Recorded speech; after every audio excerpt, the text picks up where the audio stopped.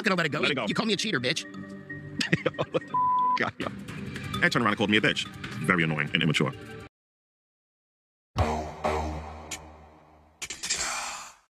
Ed. Only Ed.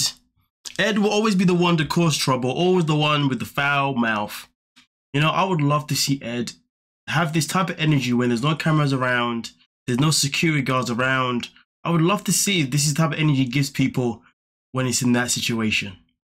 There is no way you can, there's no way you can tell me that this guy did not grow up in a life where man got beaten up every day. Like, raw, like, someone needs to humble this guy, though. Like, I'm not lying to you. Listen, old school me, you know, me, teenage version of me, back in school type me. You think man will allow this guy to run his mouth like this? I don't care who you are. Nah, man, sometimes some lessons need to be taught. But obviously, the version of me now, I just walk away. You know what I mean? I've grown, you know what I mean? I just walk away. Which would annoy me to walk away, but I'd just walk away, you know what I mean? It's either that or I'd have to say something that's going to cut so deep, he would never think ever again to say anything to anyone. Depends on my mood. I'm feeling, if I'm having a peaceful day, I'm walking away. If I'm like, you know, I'm ready to go right now, yeah, I'll say something that's going to hit your nerve, buddy. But anyway, with that being said, though, the question is, though, what's Kelly going to do about it? Kelly at this moment in time said, listen, you know what? I'm going to let it slide for now. But if it happens again, we're going to have an issue. That's what he said in the cutscene. Fast forward, we're now in the hot tub. And the question has been asked by Liz, where do you guys think you're going? Like, what is the plan? And this is when, well, Molly tries to answer. Out on the table, I feel like. Yeah, but can I say something though, too? This is about society. Ed, you know that you like to take over all the conversations. Facts. Man loves to take over all the... It's always about Ed. No. No. Do you not get a lot of attention? Because I get a lot of attention. The way it comes off, it seems like you're making a negative observation. And if you trust Ed to flip it, you're making a negative observation. I mean, to be honest, even if you do get a lot of attention, Ed, you don't get positive attention because, boy, the way you are, it's not positive at all. I'm asking a question. No, you're not. There's a difference, so you're cutting me off. When somebody comes out and makes a blanket statement that I'm like... No, and you just cut me off as I'm talking to you about it. The one thing that I liked about this scene here, it actually brought Kelly and Molly together, if anything. You know what I mean? Even though we know what happened in real life. You have a tendency to always say what you got to say, but nobody else can say anything. Can I tell you something? He does this part, and I talk to her. Yes, I know. Exactly. Angela, why are you even going to try and jump in and defend this man? Don't defend him. He don't deserve it. He fronts like this because he don't know how to show his emotions. That's all I'm saying. You need to stop enabling and start working on it. Whew, can you imagine Liz saying something actually constructive? You need to stop enabling it and work on it. You know what I'm saying? Because Angela was enabling it by trying to defend the guy. And then Liz comes and goes, nah, hold on a minute. It's being enabled right now. Let's not do that. And of course, Ed likes to see other people argue, so he sits there smiling along like everything's okay, as if he was never the issue in the first place. Freaking troll. So Angela's making some good points that I need to be more responsible for my behavior, and I agree with her, but... What? Oh, because Angela speaks and Angela makes a point, now it's okay to agree. What is wrong with this guy? Why is he so scared of Angela for? Little pum-pum. At the same time, I really don't deserve to be, you know, attacked by Kelly. No one attacked you. No one attacked you. Today, even when we was doing the obstacle thing, you threw out, oh, bitch. You understand why I called you a bitch? How can you respond with, do you understand why I called you that? That shouldn't be your response. Your response should be like, you know what, my bad. I went overboard that. I should have never done that. But man wants to talk about, do you understand why? Why is there any understanding to be done? In fact, why does Kelly have to understand anything when you won't understand where Kelly was coming from? When you understand where Molly was coming from? Where you won't understand where Liz was coming from?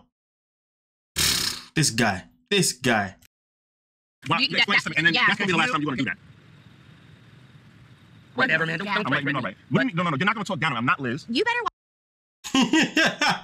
You're not going to talk bad to me. I'm not Liz. Come on now. Tell him. watch who you step to when you're going to call another man a bitch, because you might get your feelings loud. You think I'm afraid of anybody? Here we go. Sorry, obviously you know why I have to keep pausing it, right? Copyright purposes, but yeah. You don't have to be afraid. That might get afraid of anybody. I don't care who they are. I'm a young cunt. Come at me and I'll... Bro, calm yourself down. I'm a young what?